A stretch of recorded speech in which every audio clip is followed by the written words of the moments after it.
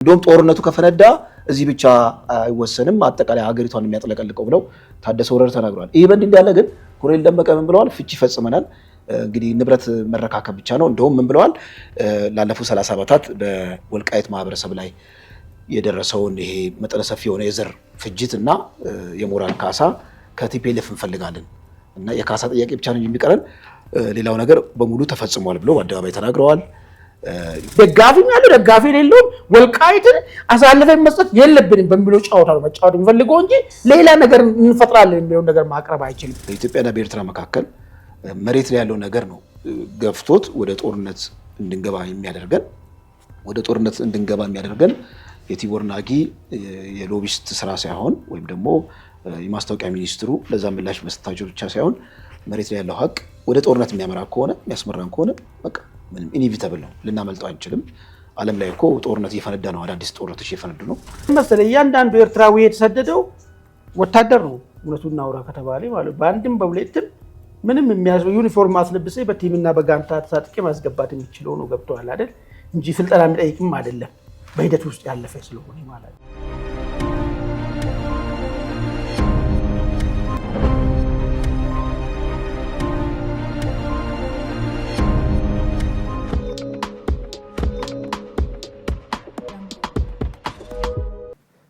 ሰላም ጤና ይስጥልኝ ውድ ተመልካቾቻችን፣ የዕለታዊ ዝግጅታችንን ጀምረናል። እንደተለመደው ሀገራዊ አጀንዳዎችን ወደ እናንተ እናደርሳለን። በተለይ በዚህ ወደ ትግራይ የተካሄደውን ሰልፍ ተከትሎ ብዙ የፖለቲካ ሁነቶች ተከስተዋል። እዛ ያሉት እንግዲህ ሊቃኖች ከፌዴራል መንግስቱ ጋር ያለውን ጦርነት የአማራ ክልል ያለው ማህበረሰብ ወይም ህዝብ በቸልታ ሊመለከቱ አይገባም ብለዋል። የትግራይ ሉዓላዊነት ከፍርድ ቤት በላይ ነው፣ የትግራይ ሉዓላዊነት የምንደራደርበት ነገር አይደለም ብለዋል። ምን ማለታቸው ነው? በእርግጥ አማራ ክልል ካለው የፖለቲካ ሁኔታ ጋር ይገናኛል አይገናኝም የሚለው ነገር በስፋት እንሄድበታለን። ከዚሁ ጋር ተያይዘው የወልቃይቱ አስተዳዳሪ ኮሎኔል ደመቀ ጠንከር ያለ ምላሽ ሰጥተዋል። ወደ ኤርትራ ስንሄድ ኤርትራው ማስታወቂያ ሚኒስትር ከቲቦር ናጅ ጋር ያላቸው ቁርቋሶ በጣም ተባብሷል። በፖለቲካ ሁነት እርስ በርስ የተለዋወጡት ቃላት አለ። ከዛ ባሻገር ደግሞ በኤርትራ አካባቢ አንድ የተፈጸመ አለ። ከግብፅ ጋር ያላት ግንኙነትን የሚያሻክር አንድ ሁነት ተፈጥሯል። በዛ ላይም የምናደርሳችሁ መረጃ አለ። ሌላው ሀራ መሬት አካባቢ ያሉ የትግራይ ተቃዋሚዎች እነዚህ ኃይሎች ከቲፒኤልኤፍ ጋር ያላቸውን ቁርቋሶ በተለየ መልኩ ለመፍታት እርምጃዎች እየወሰዱ ነው የሚል መረጃ ወጥቷል። ሀራ መሬት ምን ተከሰተ የሚለውን ነገር ወደ እናንተ እናደርሳለን። ሌሎች መረጃዎችም እንዳለን ሰዓት አንጻር ወደ እናንተ ለማድረስ እዚህ ስቱዲዮ ከባልደረባዬ አማኑኤል መንግስቱ ጋር ተገኝተናል። እንደተለመደው ቻናላችንን ላይክ እና ሰብስክራይብ ያደረጋችሁ እስከ ፕሮግራማችን መቋጫ ድረስ አብራችሁን ቆዩ። አማን እንዴት ነህ? ሰላም ደር ከሰልፉን እንጀምር። ይሄ ሰልፍ እንግዲህ ትናንትና ቲፒኤልኤፍ እኔ በጣም የገረመኝ እንደው ወደ ሰልፉ ከመሄድ በፊት ሰልፉ ላይ አንድ የታዘብኩት ነገር በእውነት የኢትዮጵያ ሰንደቅ ዓላማ ቢያንስ መሀል ላይ ኮከብ ያለው የሰንደቅ ዓላማ ሁሉም የሚስማማበት ነው። የፌዴሬሽኑ አጠቃላይ የኢትዮጵያ የሪፐብሊኩ አካል ነች።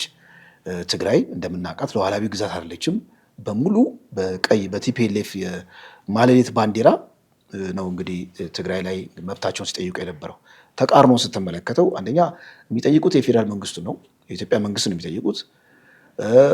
ሰልፉ ደግሞ ልክ እንደ ውጭ ሀገር ዜጋ ነው የተደረገው።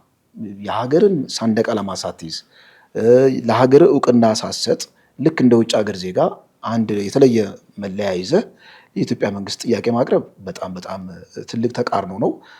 አሁን የደረሱበትን እንደውም የፖለቲካ ኪሳራ የሚያሳይ ነው የነሱ ማለት ነው። አንዴ ነው። ሁለተኛ እንግዲህ ምክትል ፕሬዚዳንቱ አቶ አማኑኤል ከወይን ጋር በነበራቸው ቆይታ ሁለት አነጋጋሪ መረጃ እንግዲህ አስተላልፈዋል፣ ተኩሰዋል ወደ ሚዲያው። አንደኛው የትግራይ ሉዓላዊነት ከፍርድ ቤት በላይ ነው፣ ሳኬርድ ይባላል፣ የተቀደሰ ነው፣ በቃ በሱ ጉዳይ ማንም ሊል አይገባም የሚል ነገር ነው። የትግራይ ሉዓላዊነት ከፍርድ ቤት በላይ ነው የሚለው እጅግ በጣም መነጋገሪያ የሆነ መረጃ ነው። ስለዚህ ፍርድ ቤት የትግራይ ሉዓላዊነት ሊነጥቅ አይገባም የሚል ነገር ነው። በነገራችን ላይ እንትን ላይ ህገ መንግስቱ ላይ ያለው የትግራይ ሉዓላዊነት የሚባል ነገር ሳይሆን ያለው የብሔር ብሔረሰቦችና ህዝቦች ሉዓላዊነት ነው ያለው። ብሔር ብሔረሰቦችና ህዝቦች ሉዓላዊነት አንቀጽ 8፣ ከዛ ደግሞ መገለጫው ህገ መንግስት አለ። ኢቭን ሲገነጠል ራሱ ክልል አይገነጠልም፣ ብሔር ብሔረሰብና ህዝብ ነው። ለዚህ ነው ውስብስብ ነው። የኢትዮጵያ ህገ መንግስት በጣም ውስብስብ ነው የሚባለው። የትኛው ብሔር፣ የትኛው ብሔረሰብ፣ የትኛው ህዝብ ነው ራሱ ለመገንጠል ፈቃደኛ የሚለው ነገር ሌላ ኮንቴንሽናል አጀንዳ አለ ውስጡ ማለት ነው። እና የትግራይ ሉዓላዊነት እያሉ ያደነቁሩናል ቲፒኤልኤፎች። ያው ልክ እንደ ፖለቲካ ማርኬት ስለሚጠቀሙበት ነው። እዚሁ ጋር ተያይዞ ብልጣብልጥነት የታከለበት ህዝብ እንዳላዋቂነት የመቁጠር ቲፒኤልኤፍ ብቻ ፖለቲካ የሚያውቅ ሌላው ማህበረሰብ ደግሞ የዋህ ምንም የሚያውቅ አይነት ነገር ስሜት ያለው መረጃ አስተላልፈዋል። ለአማራ ህዝብ ያላቸው ይቅርታ አድርግልኝና ያላቸው ንቀት ነው እዚህ ጋር የሚያሳየው። ቲፒኤልኤፍ ወልቃይትን ወስዳለሁ የሉዓላዊ ግዛቴ ነው አካል ነው እያለ የአማራ ህዝብ ጥሪ ማቅረብ ማለት ምን ማለት ነው? ማለት ይሄ ተቃርኖ ራሱ በጣም በብዙ መልኩ መገምገም ያለበት ነገር ነው። እንደውም የአዞምባም አንብተዋል። የአማራ ህዝብ ላይ የዘር ጭፍጨፋ እየደረሰ ነው የሚል ነገር ነው። እነሱ ስቴት ስፖንሰርድ በሆነ መልኩ በስቴት ስትራክቸር የታገዘ ላለፉት 30 ዓመታት አሁን ራሱ የማንነት ተኮሮች በየቦታው የሚገደሉት የቲፒኤልኤፍ እርሾ ነው። ዲኤንኤው ቲፒኤልኤፍ ነው እና ለዛው እውቅና መስጠት ትተው ልክ እንደ ባይስታንደር ልክ እንደ ውጭ ተመልካች ለአማራ ህዝብ አቅርበዋል። እና እዚህ ጋር ትንሽ ለየት የሚለው ምንድነው? ለአማራ ህዝብ የተለየ ጥሪ አቅርበዋል። አይተው ከሆነ የተለየ እንደው ፍቅርም የተለየ ፍቅር ያሳዩ ይመስላል። አንድ እንደውም እንትን ምንድነው ይሄ መፈክሩ ላይ ይላል በጄኖሳይደሮች ሴራ የአማራና የትግራይ ህዝብ አንድነት አይናጋም ይላል። እዚህ ጋር ደግሞ ለሉዓላዊ መሬታችን ማንኛውንም መስዋዕትነት እንከፍላለን ይላል። እንዴት ነው? ፖለቲካውን አለመረዳት ነው? ህዝብን መናቅ ነው? ከምን የመነጨ የሚለው ነገር በደንብ መመልከት አለብን። አንደኛ ደግሞ የኤሊትም እጥረት ይመስለኛል። ኤሊት የደረቀ ኦልሬዲ የፖለቲካ ማረጥ ፖለቲካን የመረዳት ችግርም እዛ ጋር ትመለከታለህ። ቢያንስ እንኳን ወልቃይትና ራያን በተመለከተ ብዙ ኃጢአት ተሰርቷል፣ ብዙ ወንጀል ተሰርቷል። ኦኬ ከአማራ ክልል ጋር ከአማራ ህዝብ ጋር ያለን ልዩነትን በሰላም መፍታት ዝግጁ ነን ብሎ እንኳን ጥሪ ብታቀርብ ያባት ነው። ወልቃይት ራያ የሉዓላዊነታችን በመቃብራችን ላይ ነው ወልቃይትና ራያ የሚወሰደው እያልክ እዚህ ጋር የአማራ ህዝብን ለማጃጃል መሞከር ትንሽ ፖለቲካው አይ ቲንክ ያለፈበት ይመስለኛል። እዚህ ላይ እስቲ የተወሰነ ሀሳብ አንድ 3 ነጥቦች እስቲ አንድ ካነሳ ውስጥ ላንሳ። የመጀመሪያው ሰንደቅ ዓላማን አረንጓዴ፣ ቢጫ፣ ቀይ በመሃሉ ደግሞ የብሔር ብሔረሰቦችን ውክልና የሚባለው የሚገልጸውን ኮከብ ያለውን ለምንድን ነው ይዞ ያልወጡት የሚል ጥያቄ ተነስቷል። አክቹዋሊ አሁን ብቻ አይደለም፣ ሁሌ ነው።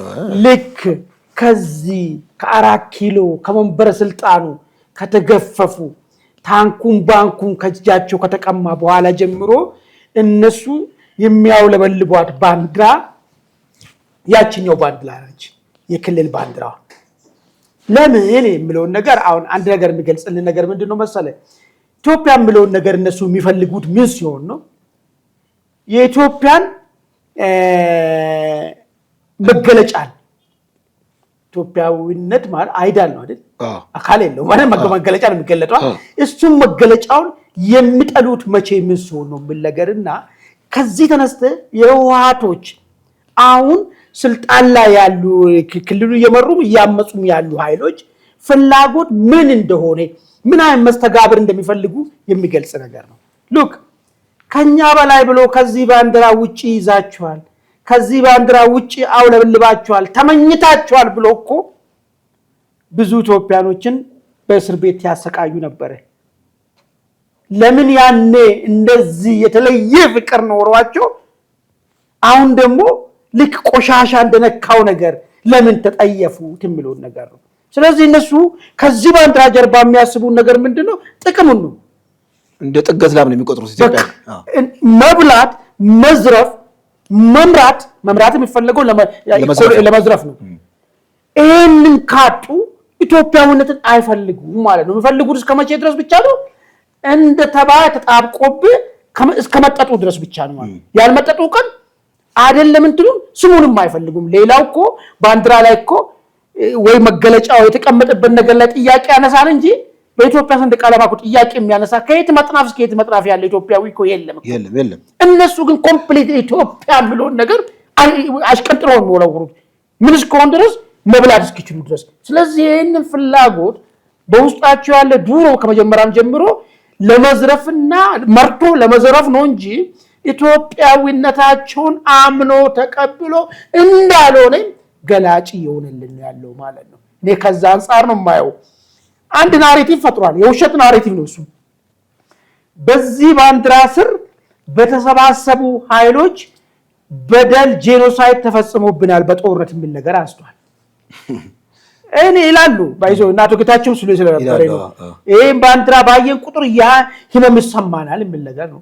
እሱ ልጅና ጠጅ ቤት አውራ ነው። ለምን ታውቃለህ? ይሄን ባንዲራ መጠየፍ የጀመሩት እኮ ከጦርነቱ በፊት ነው። አይተህ ትዝ ይላል ያኔ ውሻን ሽጉጥ ያስታጠቁ ጊዜ ማለት ነው። የለም ነበር ሰንደቅ ዓላማው ፈረስን የራሳቸውን ባንዲራ የቀቡት ጊዜ ታስታውሳለህ? ውሻ ቀብተው ፈረስ ቀብተው እና ይሄ እብሪት የመጣው እንደዚህ አዲስ ናሬቲቭ ለመፍጠር እንዲህ ስለተገፋን ምናምን ስላል ባንዲራው የሆነ አይምሮአችን ውስጥ ሌላ ነገር ፈጥሮ ነው የሚለው ውሸት ነው። መጀመሪያውን ባንዲራውን የሚፈልጉት እነሱ ባንዲራ ማለት ኢትዮጵያን የሚፈልጓት እስከ ቦጦቦጧን እስከ ዘረፏት ብቻ ነው። የማይቦጦቦጧት የማይዘርፏት ኢትዮጵያን ግን ለዘላለሙ ስሟንም መስማትም ስለማይፈልጉ ነው መገለጫውን መያዛቸው ነው ያልፈለጉ። ለዛ ብዙም አልደነቀኝም ነኝ። በሁለተኝነት ደረጃ ግን ለአማራ ያደረጉት ጥሪ በጣም አደገኛ ነገር ነው። እሱ ምን ይላል መሰለህ?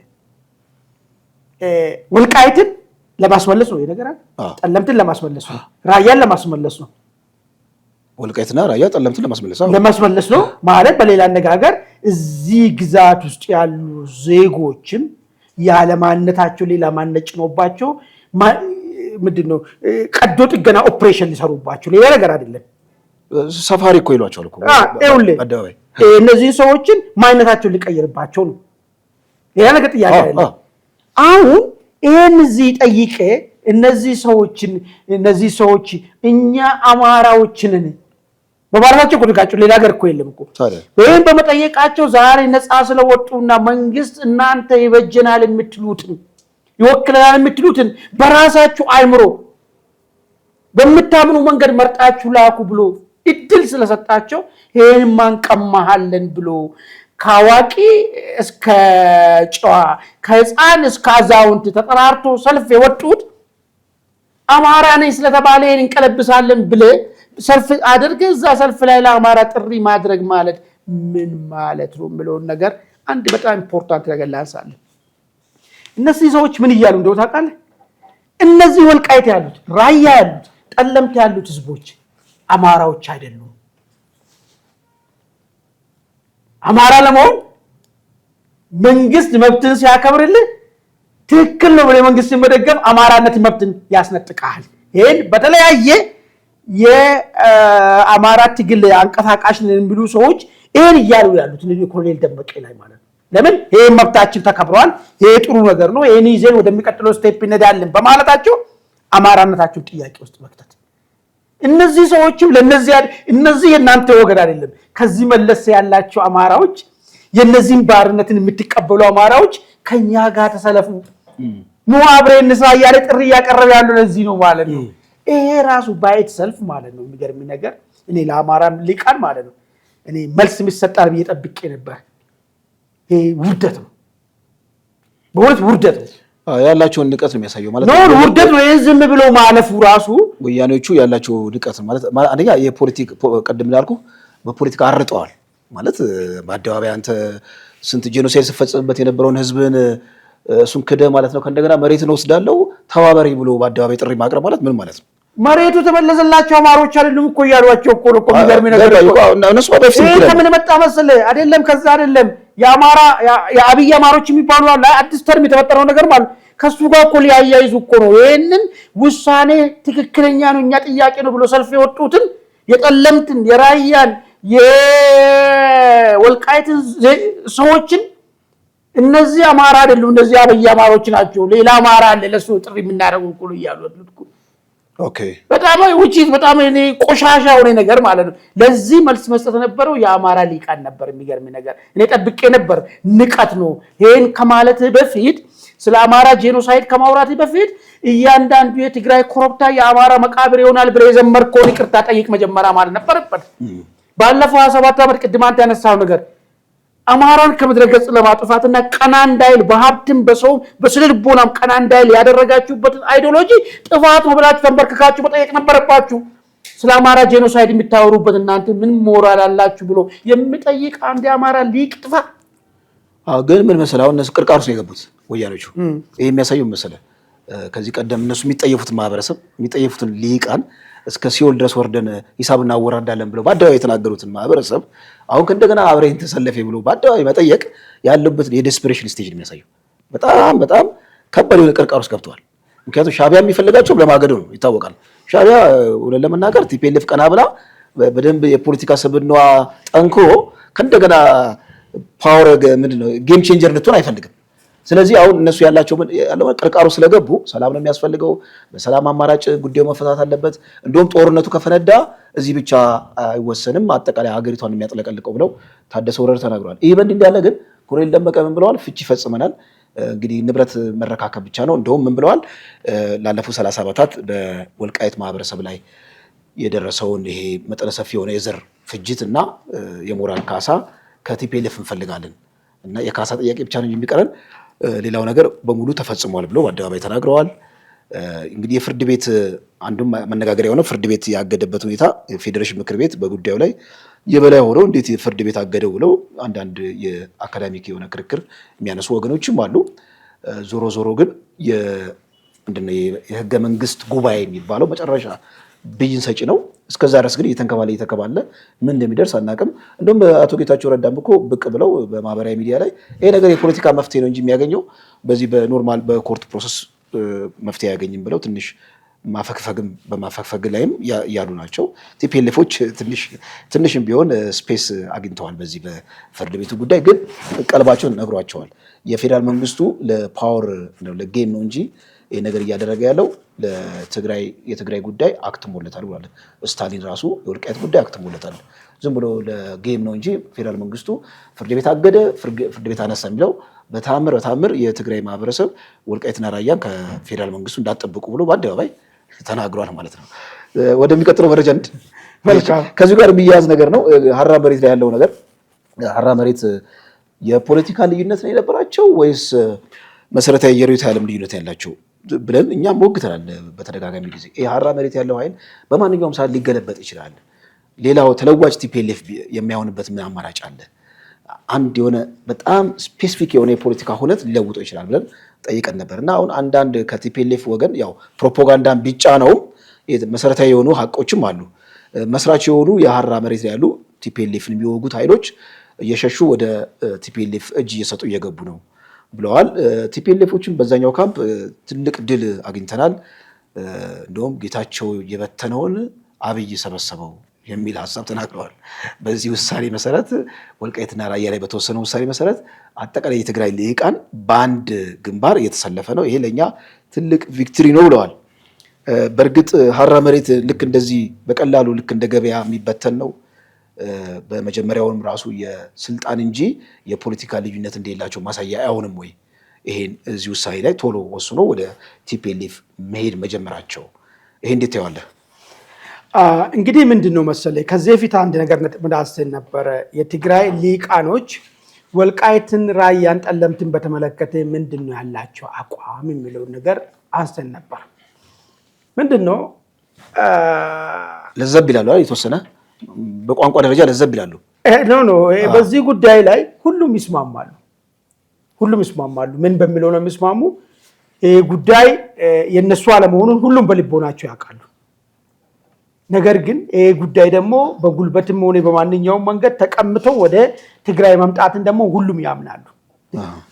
ይሄ መሰረታቸው ነው። ሁለተኛ ይሄ ጉዳይ የትግራይ ፖለቲካ ውስጥ ዋና መጫወቻ ካርታ ጆከር ነው። የጠለምት የራያ ወልቃይት ጉዳይ በዚህ ጉዳይ ትንሽ ዘነፍ ካልክ እንትን የማግኘትና ደጋፊ ማጣት ጉዳይ ይገጥመሃል። ለምን ፖለቲካው ስላልተረጋጋ ማለት ነው። ትግራይ ውስጥ የምታቀርበው የፖለቲካን እንትን ካርድ የወልቃይት ራያ ጉዳይ ነው። እሱ ነው። ለምሳሌ በዚህ ላይ የተለየ አቋም ከያዝክ ወይ ለዘብ ያለ አቋም ከያዝክ አውቶማቲካሊ በዛኛው በኩል ያለው ባንዳ ነው ብለን ነበር እኮ የምለውን ነገር ይጫወታል። እስከየት ድረስ መሰለ የትግራይ ህዝብ ይህን ጉዳይን አፍጦ እስክገነዘብ ከካድሬ ጫወታ ውጪ ማለት ነው። ለምንድነው እስከ መቼ ድረስ ነው? ለምንድነው ሰው መሬት ወስደን የኛ ነው የምንለው? ሌላ ወይ ኦፍ ላይፍ ለምን መፈለግ አንችልም? መቀጠል ይቻላል ወይ የሚለውን ነገር ዲስከሽኖች ይቆያሉ እንጂ መነሳታቸው አይቀርም። ወይ ደግሞ ኢትዮጵያ ውስጥ ያለው አሁን አወቃቀር ሌላ አወቃቀር መምጣት እንዳለበት ፑሽ ለምን አናረግም? ይሄ አወቃቀር የፌዴራሊዝም አልሆነም፣ ተጠቅመንበታል። ነገር ግን በኋላ ላይ መጥቶ ይህን ችግር ከፈጠረ አሁን በዚህ ሁኔታ ማንም ለማንም መስጠት ስለማይችል የራሱን ጉዳይ በጉልበትም ብንስ ሌላ ጉልበተኛ ደግሞ መጥቶ ይቀማናል በሌላ ጉዳይ እንጂ ዘላቂ መሆን ስለማይችል፣ ስለዚህ ምንድን ነው የሚሻለው በሚለው ጉዳይ ትግራይ ሊቃኖች ጭንቅላታቸውን አሰርቶ ከዚህ ይዞ ከመጡት የብሔር ፌዴራሊዝም እና የብሔር ፖለቲካ ወለድ ብሔር ፌዴራሊዝም ካልተፋታን የሚል ሀሳብ እስካልተፈጠረ ድረስ ሁሌም የትግራይ ፖለቲካ ውስጥ መጫወቻው ነው የሚቀጥለው የካርታ ነው ማለት ነው። እሱ ለዛ ነው ሁሉም ደጋፊም ያለው ደጋፊ የሌለውም ወልቃይትን አሳልፈን መስጠት የለብንም በሚለው ጫወታ ነው መጫወት የሚፈልገው እንጂ ሌላ ነገር እንፈጥራለን የሚለውን ነገር ማቅረብ አይችልም። ይሄ እንዳለ አንድ ነገር ነው። ይህን ተከትሎ ምንድነው ነው እንግዲህ አሁን አራ መሬት ብቻ አይደለም ባይዞ መለስተኛም እዚህ አካባቢ አሁን ያሉት በሚኒስቴር ደረጃ ያልታጩት ማለት ነው። እነሱም እንዲሁ ዝም ብሎ ዝቅ ያለ ቦታ ሌላ መኪና ያልተሰጣቸው እነሱም ሊጓዙ ይችላሉ። የሚገርም ነገር ማለት ነው ወደ ትግራይ ሊጓዙ ይችላሉ። በዚህ ጉዳይ ገፍቶ ከሄደ ማለት ነው እንደባለፈው ተንቀሳቃሽ መሆን ይችላሉ። የሚገርም ነገር ማለት ነው ጉዳይማ በዚህ ጉዳይ እንትንላለን ብሎ በሚለው ነገር ማለት ነው። ስለዚህ ይሄ የሚጠበቅ ጉዳይ ነው። የሚገርም ነገር በወታደርም በሲቪልም በፖለቲከኛም የሚጠበቅ ጉዳይ ነው። ግን በመሄድ አሁን ጉዳዩ ይህንን ጉዳይ ገፍቶ ይዞ መውጣት ተግባራዊ ማድረግ ይቻላል ወይ? እኔ ይሄን ላይ ነው መወያየት ደፋር ከሆኑ መነጋገር ያለባቸው በዚህ ጉዳይ ነው። ከዚህ በኋላ ይሄ ፌዴራሊዝም እስከቀጠለበት ድረስ ሄደ ወልቃይትን ራያን ጠለምትን የኔ ነው ብለህ ይዘ ማኖር ትችላለህ ወይ? ብትይዘው እስከ ስንት ጊዜ ድረስ ማኖር የሚችለው? የለቀቀው ቀን ደግሞ ምን አይነት ዳሜጅ ይመጣል? አሁን መያዙ ብቻ አይደለም መኖሩ ብቻ አይደለም፣ የለቀቀው ቀን ደግሞ ምን አይነት ዳሜጅ ፈጥሬ ነው የሚፈጠረው የሚለውን ነገር አይምሮ አሰርተ ከዚህ መውጣት የሚቻልበትን መንገድ እኔ ባይዞ አዝናለሁ። ለምን እንደማዝነው ታውቃለህ? እነዛን አሁን ሰፋሪዎችን እኛንን ይዘናችሁ የምንመልሳቸው ብሎ ካምፕ ውስጥ ያስቀምጣል። አግቷቸው እንዳው እስቲ ቆይ በለስ ቀንቶት ይዞ ሄደ ይልበል። እነዚህ ሰዎች እኮ ወይ በእነሱ እድሜ ወይ ደግሞ በአንድ ጀነሬሽን በኋላ ደግሞ በምን አይነት ስቃይ ሊመለሱ እንደሚችሉ ደግሞ ሳሉ በጣም ከባድ ነው። ተረተኛል አይደል? ስለዚህ እኔ ከዚህ ውጪ የሆነውን ነገር ለምን ማሰብ አቃታቸው? እንደዚህ አይነት ነገሮችን በድፍረት የሚያመጣ ትግራይ አለ። ምን ይጠፋል? ምን እናርግ? እስከ መቼ ድረስ መሰለ? ደፋር ከሆንክ እኮ በቃ ይሄ ፌዴራሊዝምን እንታገለው እንዲወገድ፣ ከዛ የኛም የትግራይንም ሌላውም ጥቅሙ የሚከበርበትና ሁሉም እኩል የሚተያይበት ነገር ከፈጠርን ሰርቫይቫላችን ማስመንት ማድረግ እንችላለን የሚል ሀሳብ ለምንድን ነው መፍጠር ያልቻሉት የሚለው ነገር ነው የሚያሳስበኝ። ትክክል። አሁን እኮ ወልቃይት 2/3 እንግዲህ የትግራይ ቆዳ ስፋትን የሚሸፍን ነው። ወልቃይትን አጣም ማለት በዚህ በብሔር ፌዴራሊዝም ውስጥ በጣም በጣም በጣም አነስተኛ ከሚባሉት ማህበረሰቦች መካከል ነው የምንቆጠረው። ስለዚህ ፔሪፌሪያል ፎርስ ነው የምንሆነው። ይሄ ደግሞ ለእኛ የሚዋጥልን አይደለም ካለን ሂስቶሪካል አስተዋጽኦ አንጻር ሂስቶሪካል ዶሚናንስ አንጻር በኢትዮጵያ የፖለቲካ ሁነት ውስጥ የዳር ተመልካች ነው የሚሆነው የሚል ስጋት አለባቸው። ግን እራሳቸው የፈጠሩት የፖለቲካ ስርዓት ነው የሚያሳዝነው። በጣም ፓራዶክሱና ተቃርኖ ምንድነው? ይሄ የኢትኒክ ፌዴራሊዝም የዘውግ ፌዴራሊዝም የቲፒኤልኤፍን የፖለቲካ ሴራን በደንብ የምናይበት ነው። እንደውም ትልልቆቹ የአማራና የኦሮሞ ሊቃን ይህንን የፌዴራል ስርዓት ሲታገሉ ነበረ። በቲፒኤልኤፍ ዘመንም ብዙ ደጋፊ ቢኖረው በጣም ቁጥራቸው የማይናቅ በጣም በርካታ ሊቃን፣ ምክንያቱም እንደውም እነዚህ ትልልቅ የብሔረሰብ አባላት ናቸው በዚህ ፌዴራሊዝም ውስጥ የፖለቲካ ኮንስፓይረሲ ሴራ ጎንግ ነው ዶሚናንት መሆን የሚችሉት። ነገር ግን እነዚህ ህዳጣኖች አጥብቀው መሟገት ያለባቸው ይሄ የፌዴራል ስርዓት እንዲከለስ ነው። ግን በቲፒኤልኤፍ ወገን ይሄ ነገር ይታሰባል ብዬ አልጠብቅም። ምክንያቱም ቲፒኤልኤፎች የፖለቲካ ኦልሬዲ የቆረቡበት የፖለቲካ እንትን ነው ምንድነው አይዲዮሎጂ ነው። ስለዚህ ባለው መርገጥ ነው የሚፈልጉት። ወደ የሚቀጥለው መረጃችን ስናልፍ ወደዚህ ወደ ጎረቤት ሀገር ኤርትራን የሚወስድን እንግዲህ ኤርትራና ግብፅ እንደምታውቀው ትንሽ ቀዝቀዝ ብሏል። አሁን ግንኙነታቸው ሞቅ ቀዝቀዝ የሚል ነገር ነው። በተለይ በኢትዮጵያ ጉዳይ ነው እንግዲህ ግብፅ ኤርትራን አቅርባ ኢትዮጵያን ማሸማቀቂያ ለኢትዮጵያ እንደ ሽመል የምትጠቀምባት የነበረው። አሁን ምናልባት ቀጥታ ባይገናኝም ኤርትራ ውስጥ ያሉት የኤርትራ ስደተኞች ምንድነው ግብጽ ውስጥ ያሉት የኤርትራ ስደተኞች ወደ 3000 የሚጠጉ እጅግ በጣም ለሰብአዊ መብት ተቆርቋሪ ናቸው እንግዲህ የተባሉ ድርጅቶች እንዳወጡት መረጃውን ለአንድ ለሰብአዊ ፍጡር መሸከም የማይችለውን ሰቆቃ እንዲሸከሙ የተደረገ ነው። ወደ 3000 ይጠጋሉ። ይህንን አስመልክተው ለግብጽ መንግስት ራሱ ደብዳቤ እስከ መስጠት ደርሰዋል። አሁን ምንድነው ከተለያየ ቦታ እያፈኑ የኤርትራ ተፈናቃዮችን ወደ ግብጽ በማስፈር በግዳጅ ወደ ሀገራቸው የመመለስ ስራም ለመስራት ታስቧል። ይሄ የሚያሳየው ምንድነው እንግዲህ የኤርትራ ማህበረሰብ ነፃነት የሚለውን ትርጉም በምን መልኩ እንደሚረዳው እንግዲህ ግብጽ ውስጥ ተቀምጠ ዘላለማዊ የሆነ ባርነት ውስጥ ከመቀመጥ ኤርትራ ውስጥ የባህር አሳ ይብላኝ ብለህ ተሰደህ ከእንደገና ደግሞ ወደ ግብጽ መመለስ ግብጽ ውስጥ ደግሞ ይሄን ያህል ስራ መሰራቱ በጣም ይገርማል። አንዳንድ ተንታኞች እነዚህ ዜጎች ላይ የሚደርሰው ሰቆቃ በኤርትራና በግብጽ መካከል ያለውን ግንኙነት አደጋ ውስጥ ይከታል ይላሉ። ግን የሻዕቢያ መንግስት ደግሞ ለዜጎቹ ግድ አይሉም። ይሄ ግድ የሚለው መንግስት ዲሞክራሲያዊ መንግስት፣ ተራማጅ መንግስት ነው። ዜጎች እንደዚህ አይነት ጉዳት ሲደርስባቸው ከዛኛው መንግስት ጋር ግንኙነት ሁሉ እስከ ማቋረጥ የሚደርሰው ማለት ነው። ችግር የለበትም። የኤርትራ መንግስት ለጊዜያዊ ጥቅም ስለሆነ ምንም ችግር የለበትም። ነገር ግን የኤርትራ ተወላጆች በሚገርም ሁኔታ ከፍተኛ የሆነ ሰቆቃ እየደረሰባቸው ነው። ይሄ ሰቆቃ ደግሞ የኤርትራ መንግስት ጆሮ ዳባ ልበስ ብሎታል የሚል ነገር ነው። እንግዲህ በመካከላቸው ያለውን ግንኙነት አደጋ ውስጥ ይከታል የሚልም ትንታኔ አለ። ሀሳብ ካለ ወይም ወደሚቀጥለው መሄድ ይችላል። ሀሳብ ካለ እንዳው እኔ ከዛ አንግል ብቻ አይደለም ማየው። ለምንድን ነው ግብጽ እንደዚህ የምታደርገው? ሪሊ ከኤርትራ ጋር ጥሩ ግንኙነት ነው አላችሁ። ጥሩ ግንኙነት ማለት ያው ኤርትራን የምትጠቀመው ግብጽ ጠላትን ለማጥቃት ኢትዮጵያን አጣብቂኝ ውስጥ ለመክተት አንዷ ሽመሏ ነች ለግብጽ ማለት ነው፣ ኤርትራ ማለት ነው። ወይ ደግሞ ኤርትራ ከኢትዮጵያ ጋር ችግር ውስጥ ሲገባ ትንሽ ጥይቱንም ዱቄቱንም ላገኛሉ ብላ ተስፋ የምታደርግበት ቦታ ግብጽ ነች። ግን ለምንድን ነው አሁን የኤርትራ ዜጎች ላይ እንደዚህ አይነት አሰቃቂ ሁኔታ ለዛም በሶስተኛ አገር ውስጥ ከሀገራቸው የተሰደዱት እነዚህ ሰዎች ማህበራዊ የሌለው መጨረሻ የሌለው ናሽናል ሰርቪስ አንገሽግሾናል። በቃ የጨለማ ነው። እዚህ ውስጥ ከሚሞት ጥይትም ይብላኝ የበረሃ እንትን ይብላኝ የባህር ሀሳብ ይብላኝ ብሎ ነው ወደዚህ እንቅስቃሴ የሚያደርጉ ወዶ አይደለም። ምንም አማራጭም ስለሌለ ማለት ቁም ከሚሞት በሚል ነገር ነው።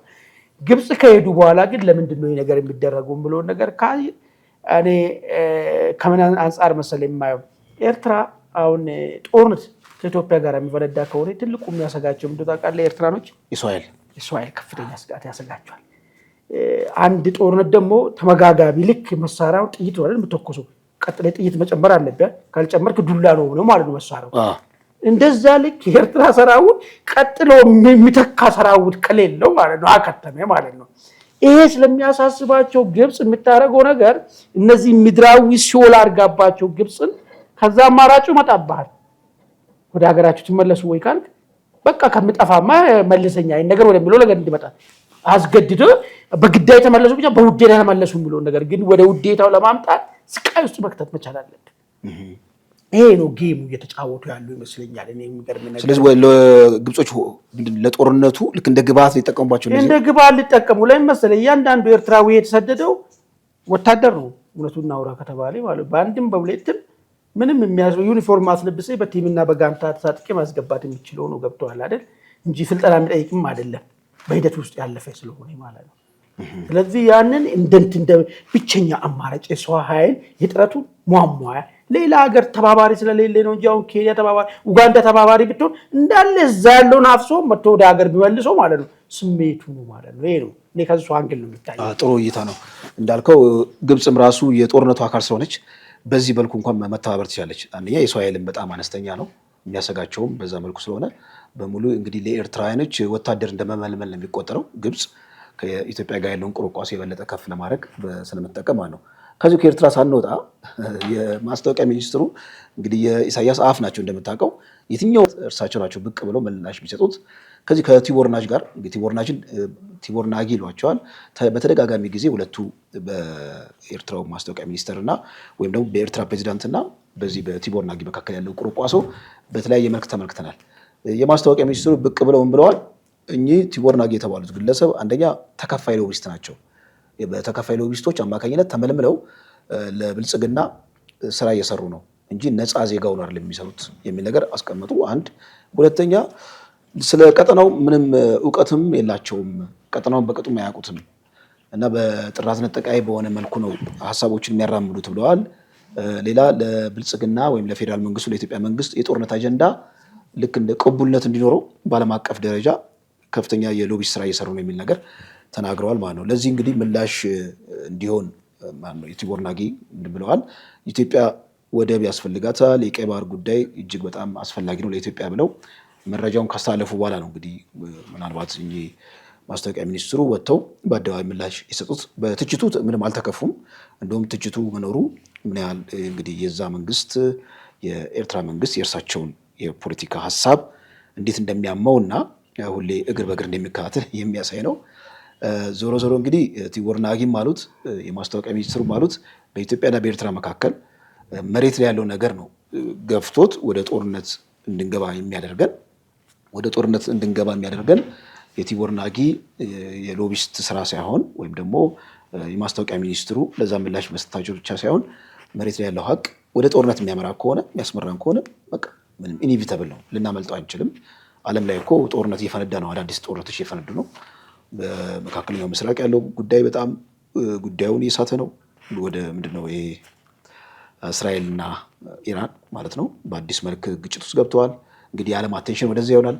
ወደዛ አቴንሽኑ ሲሆን ደግሞ ኢትዮጵያ ከኤርትራ ጋር ግጭት እንኳን ብትገባ ያን ያህል ትኩረትም ላይሰጠው ይችላል። ምክንያቱም የዛ መካከለኛ ምስራቅ ላይ ያለው ጦርነት እጅግ በጣም ብዙ ኢምፓክት ስለሚኖረው በሙሉ የጦርነት አቴንሽን ወደዛ በሚሆንበት ጊዜ የኢትዮጵያ መንግስት ይህንን አድቫንቴጅ ተጠቅሞ ምናልባት ከኤርትራ ጋር ግጭት ውስጥ ይገባል ብለው የሚሰጉ አንዳንድ ተንታኞች አሉ፣ ጸሐፊዎችም አሉ። አይ ቲንክ ካለን ሰዓት አንጻር የዛሬውን ዝግጅት በዚህ እንቋጭ። አማን እሺ፣ መልካም አድማጭ ተመልካቾቻችን፣ የዛሬውን ዝግጅት በዚህ ቋጭተናል። በሚቀጥለው እስከምንገናኝ ድረስ ቸር ቆዩ።